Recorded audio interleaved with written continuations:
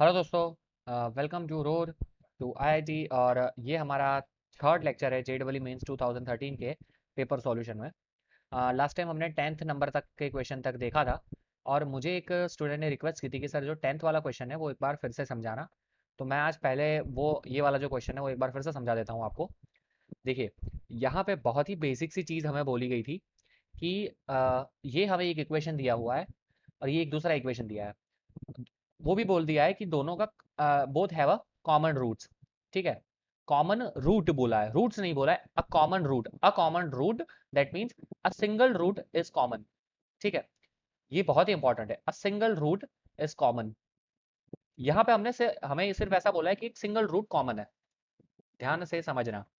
अब quadratic equation है, ये तो क्वाड्रेटिक इक्वेशन में कितने होते हैं, दो रूट्स होते हैं। चलो कोई दिक्कत नहीं। जब मैंने इसका डी डिस्क्रिमिनेंट निकाला तब मुझे मिला बी स्क्वायर माइनस फोर ए सी। जब मैंने किया तब मुझे मिला four minus four into one into three. That means ये मुझे मिला लेस देन जीरो। मतलब कि ये मुझे पता चला कि ये तो भाई यहाँ है कॉम्प्लेक्स रूट्स। कॉम्प्लेक्स रूट्स हैं ये दोनों। ठीक है, अब जब भी हम कॉम्प्लेक्स रूट्स की बात करते हैं तब हमें पता है कि कॉम्प्लेक्स रूट्स हमेशा पैर में आते हैं, वो कॉन्जुगेट में आते हैं। तो ठीक है, तो अब एक चीज हमें पता है कि सपोज के इसका एक रूट है एक्स प्लस आयोटा वाई और उसका कॉन्जुगेट हमें मिल रहा है एक्स माइनस आयोटा वाई। अब इसमें से कोई भी रूट आप ले सकते हो, वो इसके साथ कॉमन रूट है। ठीक है, क्योंकि अ सिंगल बोला है, एक कॉमन रूट है। तो वो सपोज के हम ले लेते हैं ये वाला। अगर मैं ये वाला रूट ले रहा हूं इसके लिए A X square plus B X plus C के लिए, ठीक है, मैं ये वाला रूट ले रहा हूं सपोज कि ये वाला। तो बट ऑब्वियसली ये कॉम्प्लेक्स नंबर है तो कॉम्प्लेक्स नंबर पैर में ही आएगा, तो दूसरा रूट भी इसका क्या हो जाएगा, एक्स प्लस आयोटा वाई। ठीक है, इसी तरह से अगर मैं एक्स प्लस आयोटा वाई लूंगा तो उसके साथ पैर में ये आ ही जाएगा। मतलब कॉम्प्लेक्स रूट्स हमेशा पैर में आते हैं, तो ये दोनों पैर में ही आएंगे। मतलब कि यहाँ पे भले ही असिंगल रूट लिखा हो लेकिन एक्चुअली में दोनों के दोनों रूट कॉमन होने हैं। मतलब कि भैया ये इक्वेशन हो या ये इक्वेशन हो, दोनों रूट कॉमन ही है। अब ये तो बहुत ही क्लियर है कि अगर दो इक्वेशन के रूट्स कॉमन है तो बट ऑब्वियसली उसके कोएफिशिएंट सेम होने चाहिए, क्योंकि दोनों का नेचर सेम है। ठीक है, यहाँ पे x square plus two x plus three है और उसके दोनों के दोनों रूट्स कॉमन है किसके साथ, A X square plus B X plus C. ठीक है, अब देखो दोनों साइड जीरो है, सब जगह बीच में प्लस है। यहाँ भी एक्स स्क्वायर, यहाँ भी x square, x x constant constant. तो बट वैसी चीज है कि जो कोफिशिएंट्स हैं सारे के सारे वो सेम होने चाहिए। मतलब कि A gem one is equal to B gem two is equal to C gem three. Same नहीं होना चाहिए लेकिन रेशियो सेम होना चाहिए। क्योंकि अगर मैं यहाँ पे सपोज के मैं इसका दुगना रेशियो लेता हूँ, सपोज के मैं यहाँ पे ले लेता हूँ टू फोर एंड सिक्स, तो टू कॉमन आ जाएगा, जीरो से कैंसिल हो जाएगा। इसी तरह से इसलिए रेशियो सेम होना चाहिए। ठीक है, तो इसी तरह से हमने ये आंसर टिक किया था ए। तो जिस स्टूडेंट ने रिक्वेस्ट किया था आई होप उसको समझ में आ गया होगा। ठीक है, आगे बढ़ते हैं हमारे क्वेश्चन की ओर जो मैंने आपको होमवर्क में दिया था। That is question number 11। और उसका ऑप्शन मैंने आपको बोला था कि आप मुझे सही आंसर बताना। उसका करेक्ट आंसर है option number three, five comma minus two. चलो आई होप सबने सही आंसर मुझे दिया होगा। अब स्टार्ट करता हूं मैं क्वेश्चन। क्वेश्चन में बोला है a circle passes through the point one comma minus two. ठीक है, इस तरह से हमारे पास एक सर्कल है। वन कोमा माइनस टू कहाँ है, सॉरी, अच्छे से ड्रॉ करता हूँ चलो लाइन लेके ही। तो ये मेरे पास एक sir, just a second. Okay, ये मेरे पास क्वाड्रेटिक सिस्टम आ गया, मतलब चार क्वाड्रेंट्स आ गए मेरे पास। ठीक है, और अब मुझे बोला है कि यहाँ पे वन कोमा माइनस टू, मतलब कि कौन सा क्वाड्रेंट है, ये फोर्थ क्वाड्रेंट में है ये पॉइंट। और that touch x axis at three comma zero, मतलब यहाँ पे सपोज कहीं पे है थ्री कोमा जीरो। और कलर चेंज करता हूँ, और यहाँ से टच होके मेरा एक सर्कल पास हो रहा है। ठीक है, इस तरह से this is my circle. Okay, और ये कहीं पे यहाँ पे एक पॉइंट है जो दिया है वन कोमा माइनस टू। आई होप सबको समझ में आ रहा होगा, ये हमें क्लियरली पता है। ठीक है, अब ध्यान से समझना कि कोई भी अगर हमें सर्कल दिया हो, इक्वेशन ऑफ द सर्कल हम किस तरह से लिख सकते हैं इस कंडीशन में। ठीक है, कि हमें यहाँ पे एक्स एक्सिस को ये टच कर रहा है, एक्स एक्सिस को टच कर रहा है ये थ्री कोमा जीरो पे। जब एक्स एक्सिस को कोई इक्वेशन सर्कल टच करता है तब हम उसका इक्वेशन लिख सकते हैं थ्री कोमा जीरो पे है x minus three whole square plus y minus zero whole square, क्योंकि ये एक्स वन वाई वन है जहाँ पे ये टच कर रहा है थ्री कोमा जीरो। ठीक है, plus lambda y, plus lambda y is equal to zero, क्योंकि ये एक्स एक्सिस को टच है तो प्लस मैंने लैम्डा वाई लिखा है यहाँ पे। ठीक है, ये हमें पता चल गया है ऑल्सो। और यहाँ पे हमें बोला है कि it passes through one comma minus two, तो ये इक्वेशन जो जनरलाइज इक्वेशन है उसको सेटिस्फाई भी कर रहा होगा। तो अब मैं क्या करता हूँ, it passes through one comma minus two, तो मैं एक्स और वाई की जगह वन और माइनस टू पुट कर देता हूँ। तो मैं पुट करता हूँ, तो 1 माइनस 3 होल स्क्वायर प्लस -2 का whole square plus lambda into -2 is equal to 0। और अगर मैं इसको सॉल्व करता हूँ तो मुझे मिलता है लैम्डा इज इक्वल टू 4। जब लैम्डा इज इक्वल टू 4 मैं यहाँ पे पुट करता हूँ, तब मुझे मिलता है x माइनस 3 का whole square plus y square -8 is equal to 0। ये मुझे मेरा इक्वेशन, फाइनल इक्वेशन सर्कल का मिल जाता है। अब मुझे क्या करना है, अब मुझे सारे के सारे पॉइंट्स है उसमें से जो भी मुझे पॉइंट लगे वो मुझे यहाँ पे पुट करना है। जो पॉइंट इस इक्वेशन को सेटिस्फाई करेगा, इस इक्वेशन को, वो मेरा आंसर हो जाएगा। तो ये पॉइंट करूंगा, ये पॉइंट, ये पॉइंट, ये पॉइंट, सारे पॉइंट पुट करूंगा और मेरा सी पॉइंट जो है 5, -2 वो मेरा सेटिस्फाई करेगा। So this is my correct answer 5, -2। I hope सबको ये भी समझ में अच्छे से आया होगा। ठीक है, चलिए कोई दिक्कत नहीं है, इजी क्वेश्चन था ये। आगे बढ़ते हैं हमारे नेक्स्ट क्वेश्चन की और वो क्वेश्चन है, कहाँ गया, ओके नेक्स्ट क्वेश्चन है हमारा दिस वन। हमें बोला है x y z are in AP, arithmetic progression में है। tan inverse x, tan inverse y, tan inverse z are also in AP, then इसमें से कौन सा सही है। मतलब कि एक्स वाई जेड एपी में है, x comma y comma z are in AP, तो एपी में हमारे पास कंडीशन क्या है, 2y is equal to x plus z. चलो बहुत सही है। Again tan inverse x, tan inverse y, tan inverse z, they are also in AP. AP में हमारे पास कंडीशन क्या है, 2 of tan inverse y is equal to tan inverse x plus tan inverse of z. ठीक है, ये हमारे पास available है। अब 2 tan inverse y, 2 tan inverse y का हमारे पास फॉर्मूला अवेलेबल है। किस तरह से हम लिख सकते हैं, 2 tan इनवर्स वाई को हम लिख सकते हैं tan inverse y plus tan inverse y. ठीक है, और फिर जो tan इनवर्स का एडिशन का फॉर्मूला है वो हम पुट करेंगे, तो ये हो जाएगा tan inverse of y plus y that is 2y, 1 minus y into y that is 1 minus Y square. इसी तरह से यहाँ पे हो जाएगा tan inverse of x plus z and 1 minus x into z. ठीक है, अब दोनों साइड tan इनवर्स ही है, तो tan इनवर्स एक दूसरे को कैंसल आउट कर देंगे, तो ये हो जाएगा 2y upon 1 minus Y square is equal to x plus z divided by 1 minus x z. अब ध्यान से देखना 2y, ओ माय गॉड यहाँ पे क्या है, 2y है। 2y को मैं क्या लिख सकता हूँ, देखो 2y है x प्लस जेड, तो मैं क्या लिखता हूँ, 2y को मैं लिखता हूँ x plus z divided by 1 minus Y square is equal to x plus z divided by 1 minus x z. तो अब ये दोनों एक दूसरे को मार डालेंगे, तो अल्टीमेटली मेरे पास बचेगा 1 minus Y square is equal to 1 minus x Z. That implies कि Y square is equal to x Z, Y square is equal to x Z. ठीक है, और Y square is equal to x Z आ सकता है। ठीक है, कई बच्चे ये वाली मिस्टेक्स कर देते हैं, Y square is equal to x Z आ जाएगा, और मेरे पास एक और चीज़ भी हो सकती है। ठीक है, एक और चीज़ मेरे पास हो सकती है कि x plus z is equal to 0 भी हो सकता है। ठीक है, हम यहाँ ऐसे कैंसिल ही नहीं कर सकते क्योंकि एपी में है, एपी में डायरेक्ट 0 भी हो सकता है, कोई भी वैल्यू 0 भी हो सकती है। ठीक है, what will be happen if any of this value, इस तरह से वैल्यू क्रिएट हुई कि ये 1 ये -1 हुआ। ठीक है, एक दूसरे को कैंसिल करके 0 से तो भी इक्वेट हो जाएगा। तो एक्चुअली में लीगली में हम ऐसे कैंसिल नहीं कर सकते, हमें क्या करना पड़ेगा, इसको एक्स प्लस जेड को कॉमन लेना पड़ेगा, और फिर हम लिख सकते हैं 1 upon 1 minus Y square and then minus 1 upon 1 minus x Z. ठीक है, और ये दोनों जीरो होंगे, तो मल्टीप्लीकेशन जब जीरो है तो इधर दिस जीरो और दिस जीरो, ये जीरो होगा तब हमें मिलेगा y square is equal to x z, और अगर ये जीरो होगा तो हमें मिलेगा x plus z is equal to zero.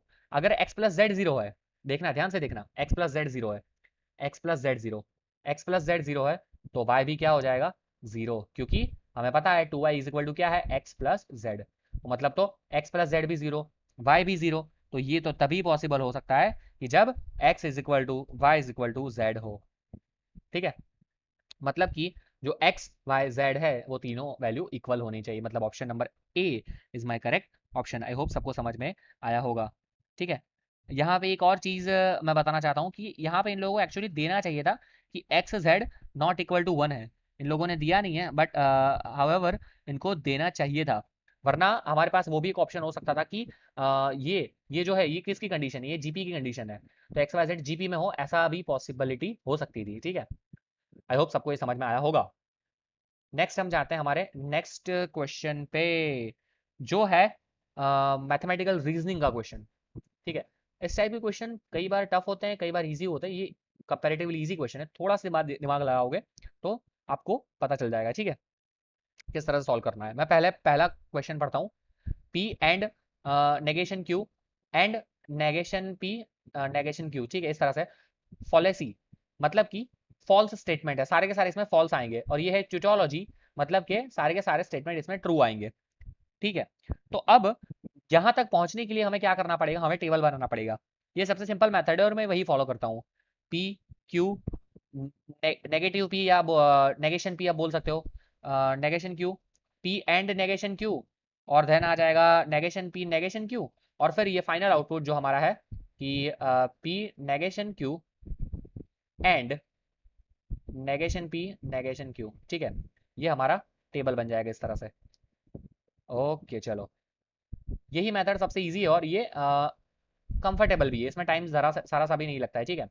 अब आप देखो, पी में हम लिखते हैं हमेशा टी टी एफ एफ, और दूसरे में लिखते हैं हम टी एफ, ठीक है। यही कॉमन मेथड है क्योंकि इसमें चारों के चारों पैर कवर अप हो जाते हैं। True true true false false true false false, जो चार ऑप्शन है वो यहाँ पे कवर हो गए। अब आप बताओ, ये नेगेशन पी है, मतलब इसका पूरा जो अगर ट्रू होगा तो फॉल्स हो जाएगा, ये सबको पता है, ठीक है। तो ये हो जाएगा फॉल्स फॉल्स ट्रू ट्रू, और ये हो जाएगा फॉल्स ट्रू। चलो ये भी हो गया। अब पी एंड नेगेशन क्यू बोला है, P and negation Q, T F, P and F, T and F है तो एफ ही आएगा क्योंकि एंड है ये, दिस इज एंड ऑपरेशन। अगर दोनों ट्रू होंगे तभी ट्रू आएगा, दोनों फॉल्स होंगे तभी फॉल्स आएगा, ठीक है। और अगर एक भी कोई फॉल्स है तो भी फॉल्स ही आएगा। ट्रू तभी आएगा जब एंड में, तभी ट्रू आता है जब दोनों ट्रू हो। ट्रू एंड ट्रू तभी हमें ट्रू मिलेगा, अदरवाइज हर टाइम हमें फॉल्स मिलेगा। यहाँ पे है ट्रू ट्रू तो क्या मिल जाएगा, ट्रू। यहाँ पे फॉल्स फॉल्स तो फॉल्स ही आएगा, बट ऑब्वियसली फॉल्स ट्रू तो भी फॉल्स आएगा।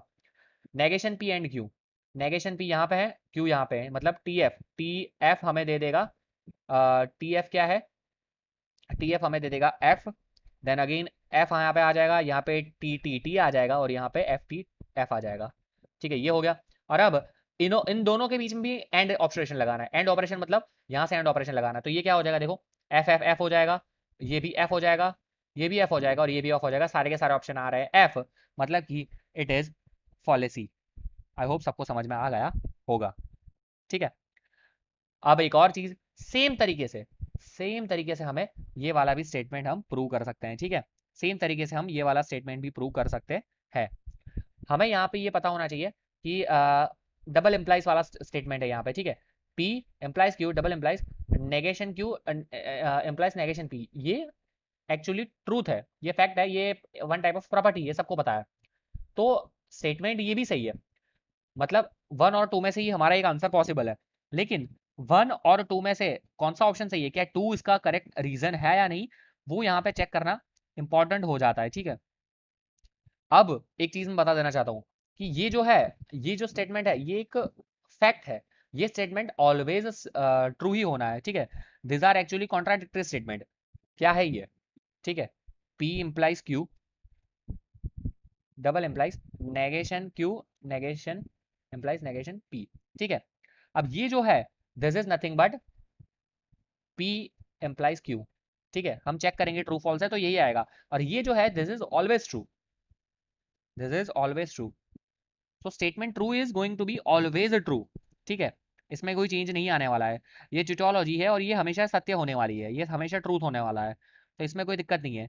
तो हम इस पे से इन्फर करके यहाँ पे ये जो स्टेटमेंट लिखा है उसमें हम जा नहीं पाएंगे, ठीक है। ये एक्सप्लेनेशन यहाँ पे नहीं दे पाएगा क्योंकि इम्प्लाइज वाला है, यहाँ पे इम्प्लाइज की कोई बात ही नहीं हो रही है, तो यहाँ से यहाँ जा पाना इम्पॉसिबल होगा। सो इसीलिए स्टेटमेंट टू यहाँ पे सही हो जाएगा कि both are true but statement two is not correct explanation for statement one. अगर हम टू से वन पे जा पाए तब हम बोल सकते हैं कि वो करेक्ट एक्सप्लेनेशन है, लेकिन यहाँ से हम नहीं जा पाएंगे, ठीक है। इंडिविजुअली दोनों सही है। आई होप सबको ये समझ में आएगा, थोड़ा सा कॉम्प्लिकेटेड है, बहुत ज्यादा नहीं, थोड़ा सा कॉम्प्लिकेटेड है, ठीक है।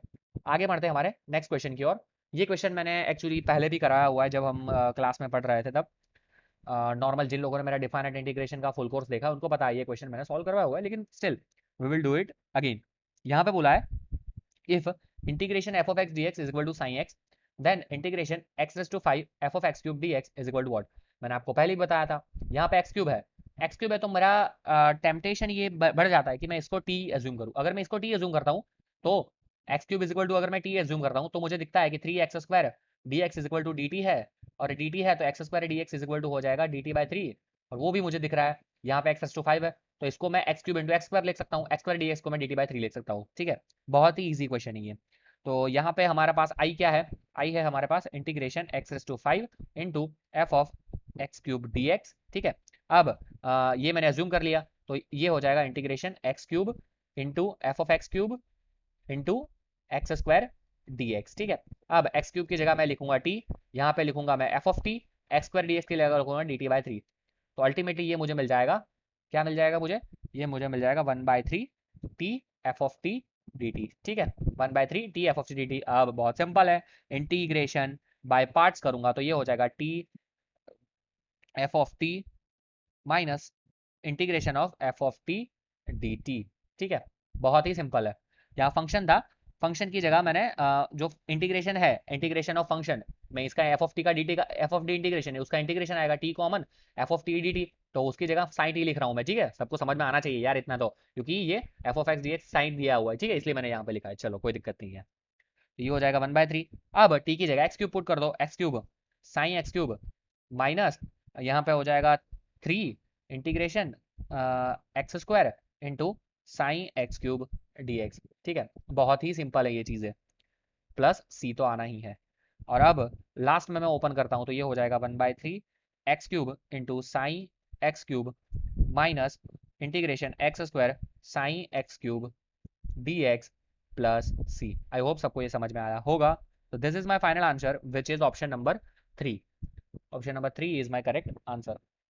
ठीक है, आगे बढ़ते हैं हमारे आज के नेक्स्ट क्वेश्चन की ओर, जो है हमारा 5th क्वेश्चन। ठीक है, लिमिट वाला है, लिमिट के भैया हमारा फुल कोर्स इतना अच्छा पढ़ा है, ये क्वेश्चन भी मैंने सॉल्व करवाया हुआ है।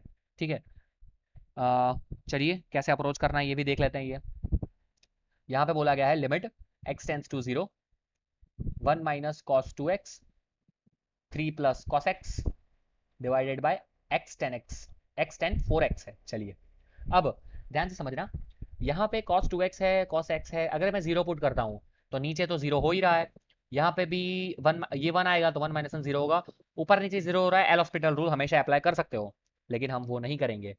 मैंने बताया है कि हर बार एल हॉस्पिटल से जाने का फायदा नहीं है, अगर आप स्मार्टली सॉल्व कर सकते हो तो। ठीक है, यहाँ पे मैं स्मार्टली सॉल्व करूंगा, कैसे चलिए देखते हैं। मैं क्या करता हूँ, मैं करता हूँ एक काम कि लिमिट यहाँ पे tan 4x है, तो मुझे एक चीज़ पता है कि tan जब होता है तो tan 4x, और यहाँ पे भी मैंने ऊपर 4x लिख दिया, तो ये limit x tends to 0 4x upon tan 4x वो हो जाएगा 1। अब यहाँ ऊपर 4x लिखा तो नीचे 4x के साथ मल्टीप्लाई तो करना ही पड़ेगा। ओके, नीचे ऑलरेडी एक x था देखो, तो यहाँ पे एक्स स्क्वायर आ गया। ठीक है, 1 माइनस कॉस 2x, उसको हम लिख सकते हैं 2 साइन स्क्वायर एंगल हाफ, तो ये हो गया 2 साइन स्क्वायर एंगल हाफ। और 3 प्लस कॉस एक्स तो है ही मेरे पास, 3 प्लस कॉस एक्स से कोई दिक्कत नहीं है, क्योंकि वो तो पॉजिटिव ही आना है, तो उसको तो मैं अभी भी चाहूँ तो वैल्यू पुट करके बाहर ले सकता हूँ। चलिए, तो अब ये बंदा हो गया मेरा 1, ये हो गया मेरा 1। ठीक है, तो ये मेरे लिए हो जाएगा limit x tends to 0 1 into, देखो यहाँ पे भी मैं लिमिट पुट करके वैल्यू रख सकता हूँ, कोई दिक्कत नहीं है। 3 प्लस कॉस 0 1 हो जाएगा, 3 प्लस 1 दैट इज 4 हो जाएगा। ठीक है, इंटू यहाँ पे क्या है, ये हो गया सॉल्व, यहाँ पे ये 4 बचा है, यहाँ पे 2, तो 1/2 बाहर आ जाएगा पहले तो, 1/2 इंटू यहाँ पे क्या है sign square x upon x square, sign square x upon x square. चलो देखो कितना इजीली सॉल्व हो गया हमारे पास कि sine square x upon x square, limit x tends to 0 वो भी 1 हो जाएगा, तो ultimately 1 into 4 into 1/2 into 1 that is 2 which is my correct answer. I hope सबको समझ में आया होगा। ऑप्शन नंबर कौन सा है ये मेरा, 4, option number 4 2 is my correct answer. चलिए, ये हो गया हमारा 15th क्वेश्चन, हमने सॉल्व कर दिया है। अब इसके बाद है हमारा 76th question, sorry 16th question. 16th question ये जो नेक्स्ट लेक्चर में आएगा, ये भी मैंने हमारे जो फुल कोर्स था इंटीग्रेशन का फुल कोर्स, उसमें मैंने कराया हुआ है, तो आई होप सबको ये आना चाहिए। ये क्वेश्चन मैंने सॉल्व कराया हुआ है, रिमेंबर दैट। तो आप मुझे इसका जो करेक्ट आंसर है वो मुझे कमेंट करिए। ठीक है, चलिए, और जैसे कि देखा एक बच्चे को डाउट था तो उसने मुझे पूछा, that is a very good thing. अगर आपको कोई भी डाउट है तो आप मुझे पूछ सकते हो। अगर आपको कोई पर्सनल गाइडेंस चाहिए, आपको कोई क्वेश्चन का डाउट है, तो आप यहाँ पे road2it12@gmail.com पे हमें ईमेल भी कर सकते हैं। So thank you for watching this video guys. Video पसंद आया तो लाइक कर दीजिए, शेयर कर दीजिए और कमेंट करना ना भूले। चलिए मिलते हैं नेक्स्ट लेक्चर में, तब तक के लिए धन्यवाद।